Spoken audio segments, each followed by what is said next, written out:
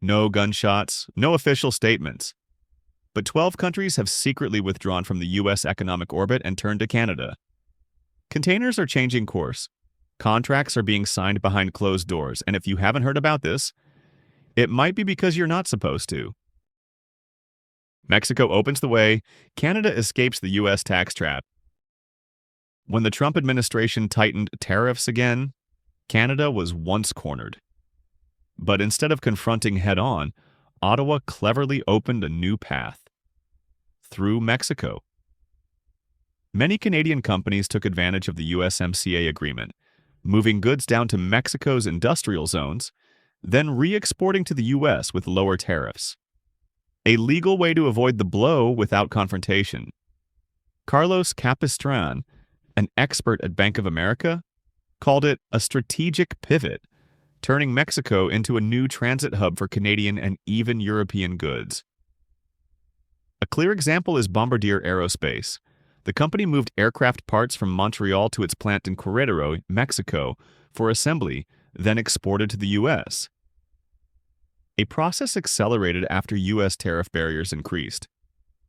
2023 data from Mexico's statistics agency showed imports from Canada hit a record $122.4 billion, the highest since the two countries signed NAFTA in 1994.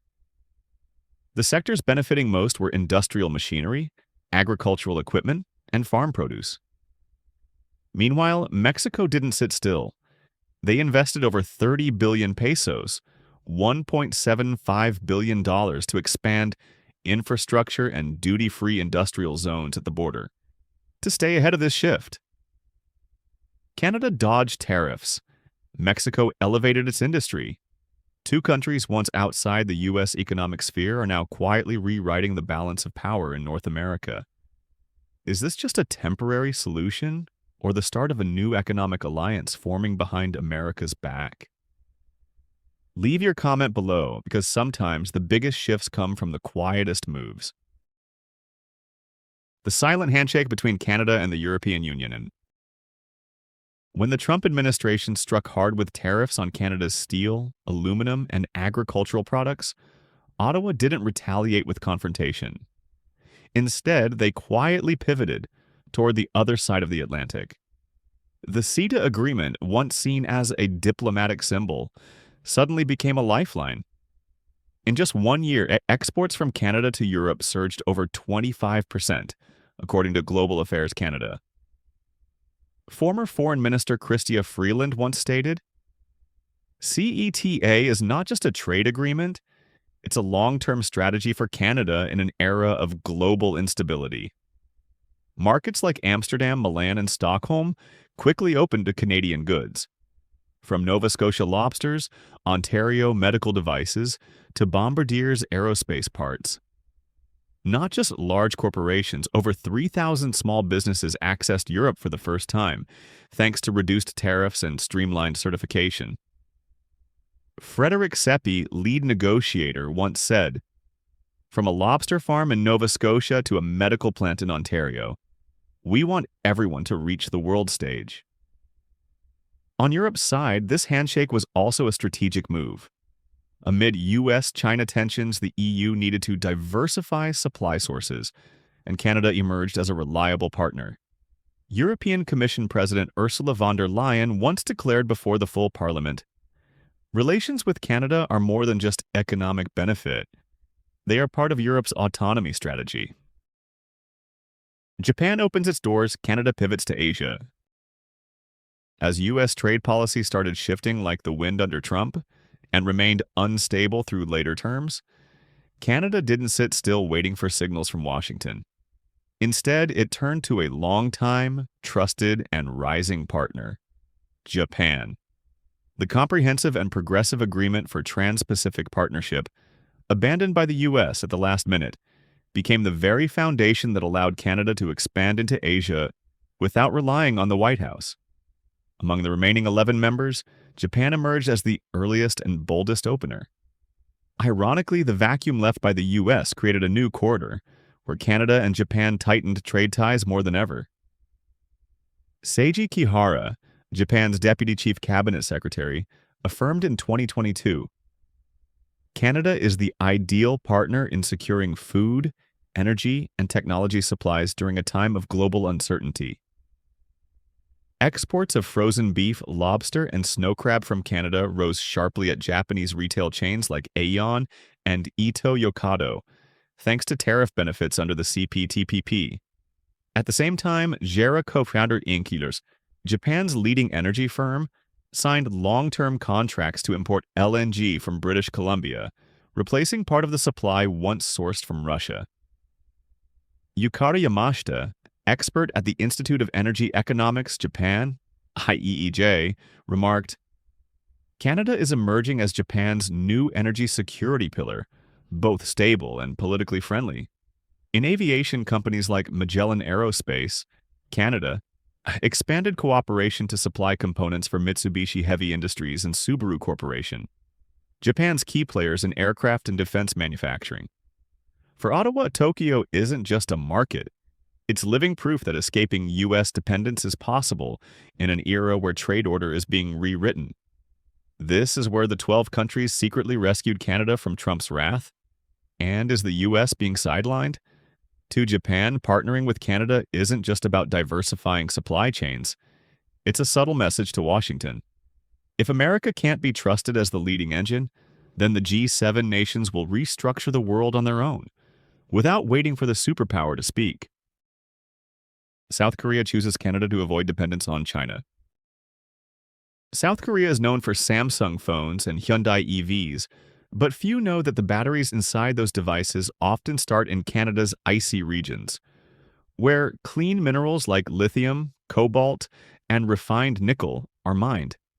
Since 2015, the Canada-Korea Free Trade Agreement, CKFTA, has been in effect, marking a major turning point.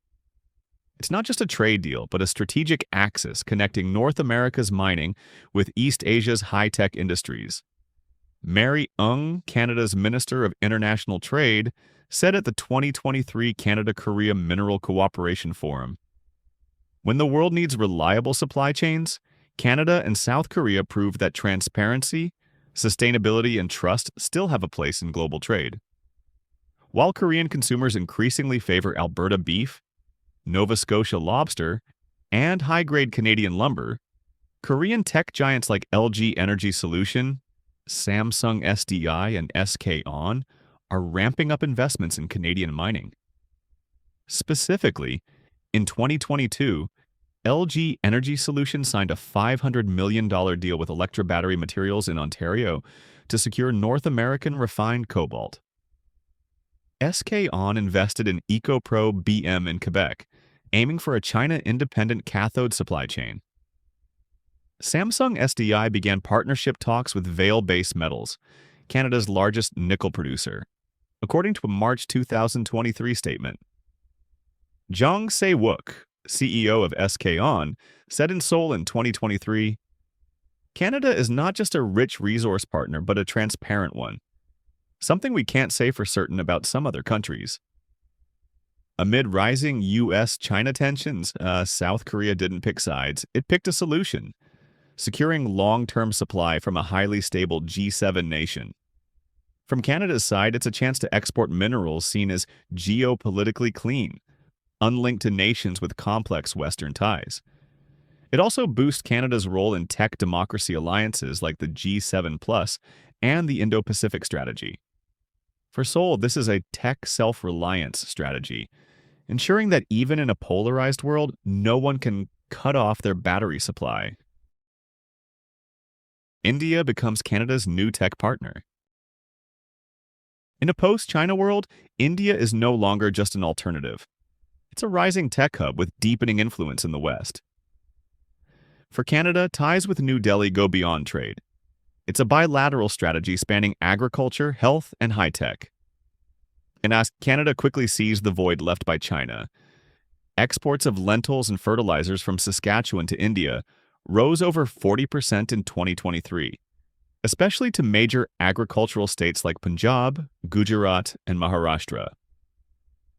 Canadian companies like Baylis Medical, Intelerad, and Synaptive Medical are also joining India's private healthcare supply chain, a sector growing over 17% annually per India Brand Equity Foundation. Conversely, Indian giants like Infosys, TCS, and Wipro see Canada not just as a market, but a base for R&D, talent, and innovation.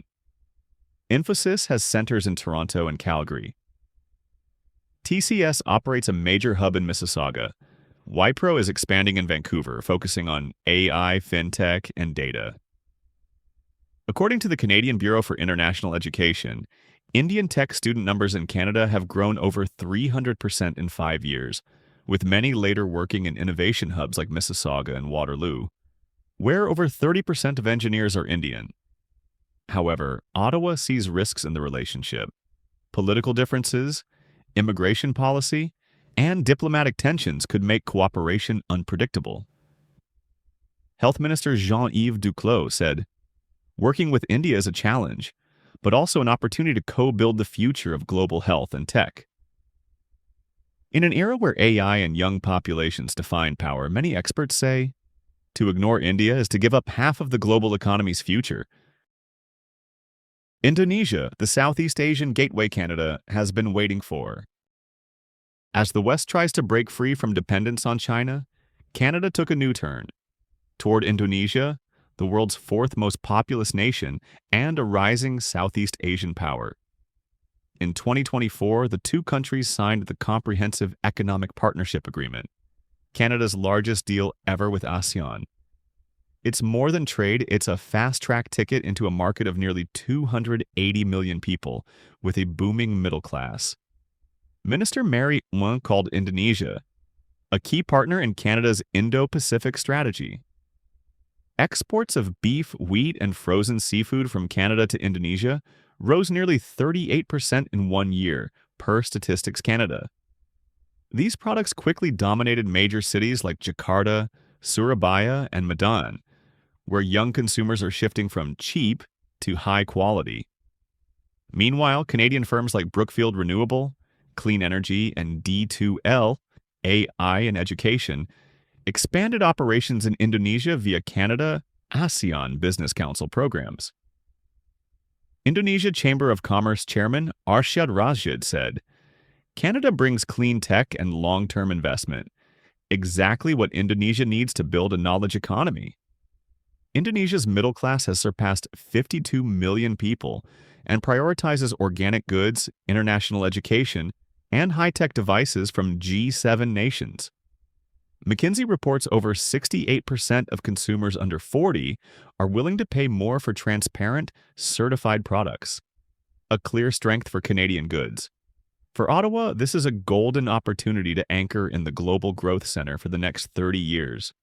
For Jakarta, it's a bold pivot, breaking from the shadow of China and South Korea, especially in key sectors like tech, pharmaceuticals, and clean energy.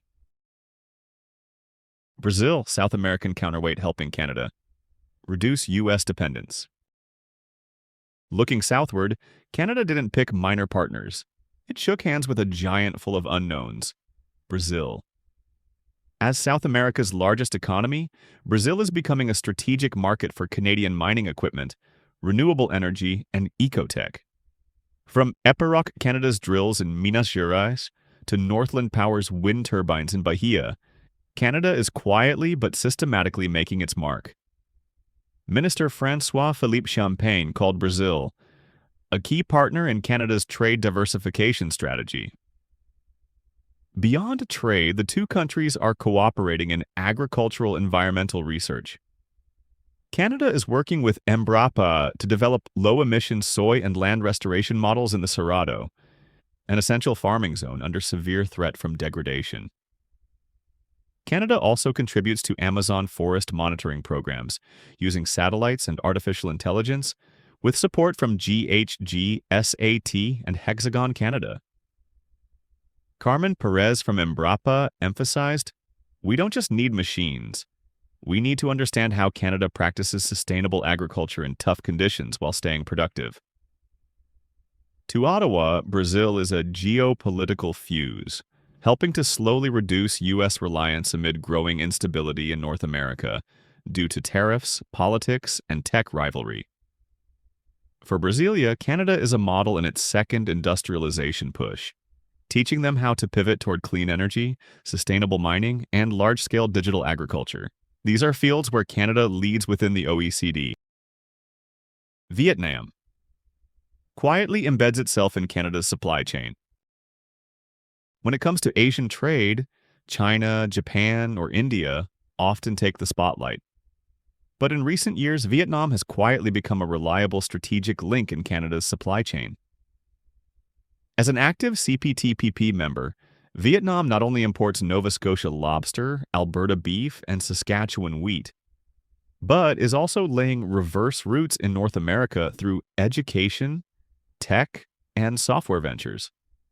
According to Global Affairs Canada, bilateral trade exceeded 13 billion Canadian dollars in 2023, up over 30% in just 2 years, the fastest growth in ASEAN. At the same time, joint ventures like CMX Renewable Energy and Bamboo Capital are rolling out solar power projects in Binh Thuan and Long An, positioning Canada as a rising clean energy partner in Vietnam. Paul Thopil, Assistant Deputy Minister for the Indo-Pacific, noted, "Vietnam isn't loud, but it's resilient. They're proving that stability and flexibility are strategic assets in the global supply chain." What stands out? Unlike traditional G7 partners, Vietnam's presence comes from SMEs like VNG, TMA Solutions, and Topica, with offices in Toronto, Montreal, and Vancouver, focused on SaaS, online education, and applied AI. Additionally, Vietnam now ranks third in number of international students in Canada, with over 21,600 in 2023, building a tech-savvy talent bridge between the two nations. To Ottawa, Vietnam is seen as a low-risk, long-term gain partner. Politically stable, young population, less entangled in superpower rivalries, and ready to integrate into the global digital economy. Australia and Canada build a global clean energy supply chain together. Sharing English, rich resources, and climate crisis pressures. Australia and Canada are forming a quiet but steadfast alliance, leading the global clean energy supply chain race. Since 2018, bilateral trade has grown over 30%, but more important is the quality of collaboration, from pharmaceuticals and precision agriculture to hydrogen and EV battery tech. Minister Jonathan Wilkinson stated, "With Australia, we're building a clean and secure mineral chain, independent of geopolitically risky nations." Both nations hold major reserves of lithium, cobalt, and rare earths, cornerstones of green tech. Canada focuses on upstream extraction. Australia leads in refining, recycling, and storage. In 2022, Lynas Rare Earths, Australia, partnered with Neo Performance Materials, Canada, to build a rare earth recycling chain in North America. Fortescue Future Industries, FFI, is investing in hydrogen research in Alberta and British Columbia, two of Canada's energy hubs. In education and innovation, schools like University of Toronto and University of Melbourne are co-developing AI for climate forecasting, sustainable farming models, and big weather data. Chancellor Duncan Maskell shared at the AI Climate 2023 conference, "Innovation doesn't come from one side, but from nations that share a vision of science, ethics, and a green future." To Ottawa and Canberra, this alliance is a strategic response to the risk of global supply chains over-relying on China. In a post-oil era, the country that controls low-carbon chains and clean tech innovation will control the future. The Philippines, Canada's soft bridge in Asia. While superpowers race over weapons and energy, Canada took a different route, building influence from community roots. And the Philippines is the best example. Instead of starting with negotiations, Canada's diplomacy with the Philippines began at the dinner table among immigrant families and with nearly 1 million Filipino Canadians in Toronto, Calgary, Winnipeg, and Vancouver. Rechi Valdez, Minister of Small Business, the first Filipino Canadian in federal cabinet, once said, We are the bridge. One end is the Philippines, the other is Canada, and trade naturally flows between the two. Thanks to this strong community base, bilateral trade rose over 35% in the past 2 years, per Statistics Canada. The Philippines increased imports of Canadian beef, organic grains, pharmaceuticals, and supplements. In return, companies like Nutrien, FarmLead, and Clean Farms are operating in Luzon and Mindanao, supporting sustainable farming and post-climate change adaptation. But the most unique part isn't in agreements. It's in the human supply chain. Hundreds of containers weekly carry goods, food, and remittances from Mississauga, Brampton, and Surrey to Cebu, Iloilo, and Davao, forming a semi-formal but highly effective economy. Meanwhile, study abroad programs, student exchanges, and dual citizenship are creating a new bridge generation, Filipinos who bring Canadian consumer habits and values back home. Ambassador Maria Andrelita Austria said at the 2023 Canada-ASEAN Forum, "New diplomacy doesn't need flags. It needs full fridges and stable 5G. The diaspora is the modern trade alliance. As Manila gently drifts from China's orbit, Canada, with its soft, immigrant-driven approach, is emerging as a more acceptable, closer, and less pressuring partner." Ecuador, a small test for Canada's big leap. Not Brazil, not Mexico either. In its silent southbound strategy, Canada surprisingly chose Ecuador, a small Pacific country, as a strategic springboard to expand its influence in Latin America. Why Ecuador? Because despite its modest size, this country lies at the crossroads of two major economic axes, the Pacific and the Andes. It's a rising resource pouch with strengths in organic agriculture, precious metal mining, and clean hydropower, fields where Canada excels. Mary Young, Canada's Minister of International Trade, stated at the signing of the Canada-Ecuador Free Trade Agreement in November 2023. This is the first free trade agreement between Canada and a South American nation since 2011, and a starting point for a new chapter of high-quality cooperation in Latin America. This agreement allows Canadian goods and services, from machinery, pharmaceuticals, mining equipment, and fertilizers to financial and logistics services, to access Ecuador without major tariff barriers. Companies like Nutrien, Group Canam, and Solar Bank Canada announced expansion plans into Ecuador starting early 2024. Ecuadorian President Daniel Noboa said at the Canada-Ecuador Investment Forum, "We're not seeking patronage, we need tech and sustainable investment partners. Canada is the right model for Ecuador to move beyond one-sided dependence on China." While Beijing intensifies its presence in South American copper and lithium mines and infrastructure, Canada is choosing a different path. Small but deep. Ecuador is a test, where Canada pilots a flexible, understated but deep cooperation model for long-term influence.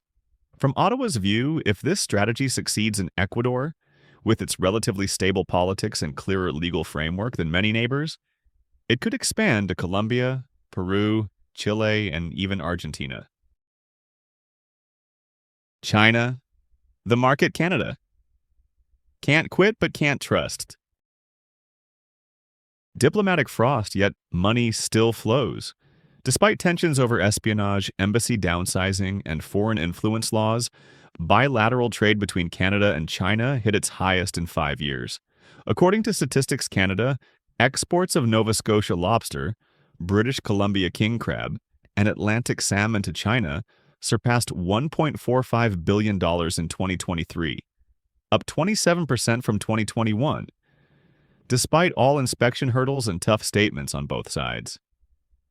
Chinese investment is quietly shifting to less visible sectors like renewable energy, storage batteries, and organic agriculture through intermediary funds in Hong Kong, Singapore, and the Caymans. According to Canada's Security Intelligence Service, CSIS, in the past 18 months, Chinese state-linked entities have bought minority stakes in at least 8 Canadian clean energy tech firms. In education, Chinese students make up 36 to 42% of total international students at top universities like Toronto, UBC, and McGill, and are the largest financial contributors to Canada's 26.1 billion international education industry. David Mulroney, former Canadian ambassador to China, warned in Parliament, "We're building a relationship based on education income and consumption, but beneath it lies a risk of losing supply chain and data control." To Ottawa, China is a vast market, but also a strategic risk, from silent capital and tech influence to data security. To Beijing, maintaining ties with Canada keeps a soft link in the Western Bloc, where the US, EU, and Japan grow increasingly firm. Canada isn't an ally, but it can't be a full adversary either, and that makes this relationship dangerously subtle. Canada didn't strike back with words. It countered with strategy. With 12 countries that secretly saved Canada from Trump's wrath, is America being sidelined? Ottawa quietly broke America's trade monopoly and drew a new map of alliances free from superpower dependence. While Washington clamps down, the world opens up. This video is for reference, compiled from public reports and data. It does not represent any political opinion. Don't forget to like, share, and subscribe to the channel so you won't miss the next episode. Which country do you think is Canada's most important pillar? Drop your comment below.